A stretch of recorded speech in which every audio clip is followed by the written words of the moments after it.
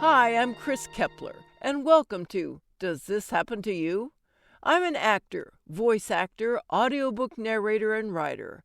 I love reading, pondering, and sharing humorous stories about the freakish things that happen in everyday life. That's why this podcast features funny stories from fantastic writers about our daily aberrations, a micro audiobook about life and befuddlement just for you. And here is How to Raise a Pet Raccoon by Anna Tatelman, who you'll find on Brilliant Flash Fiction. Check it out. 1. Don't adopt a wild raccoon, even if your neighbor's Rottweiler murders raccoon's mother and siblings. Even if raccoon keens all night until you swaddle him up like the baby you never had. 2. After failing step 1, research. Ignore memory of ex-husband Derek laughing. Is a furry garbage can supposed to be some kind of baby substitute? Focus on encouraging messages from the raccoon owners you follow on Instagram. 3. Bottle feed several times daily. Don't let raccoon overeat because it can cause serious health complications.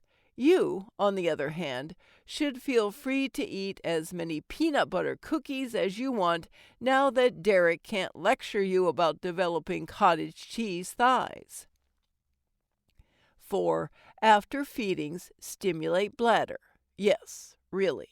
Your raccoon's intestinal tract cannot yet function independently. Ignore friend who gags and says, "You know, most women just dye their hair." 5.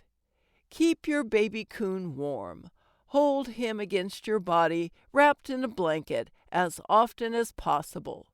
Wish that you hadn't forgotten to pack your Sue Grafton novels when you left Derek, because you could be reading one right now, and he wouldn't be able to throw it across the room, as he demands why you're filling your head with anti-intellectual dribble.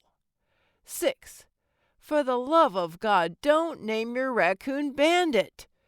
Allow him dignity, like Edward, the name of your late grandfather. When your mother says, "Weren't you saving that name for my first grandchild?" Explain that from now on you are doing things because you want to, not because someone else does. Like staying married to a jerk because you've been told unhappy companionship is better than solitude.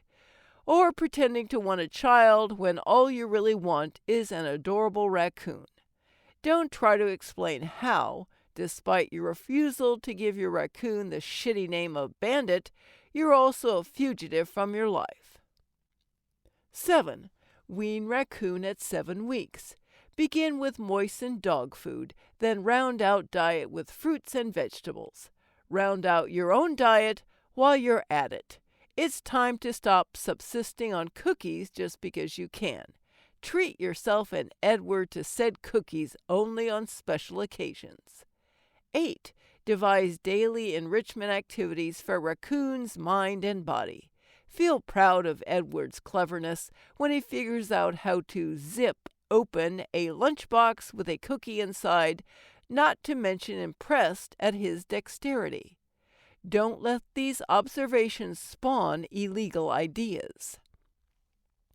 9. Train your raccoon in basic commands such as responding to his name, using his litter box, and picking the lock on your ex-husband's front door.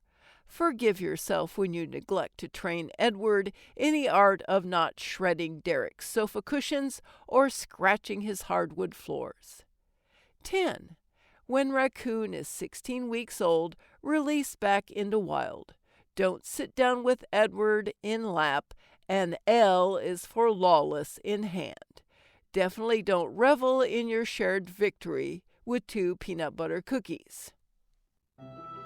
Thanks so much for listening. If you enjoyed this story, let me know and share it with your friends. Follow me at Chris Narrates on Twitter or Chris K. Kepler on Facebook, or check out my website, chriskepler.com.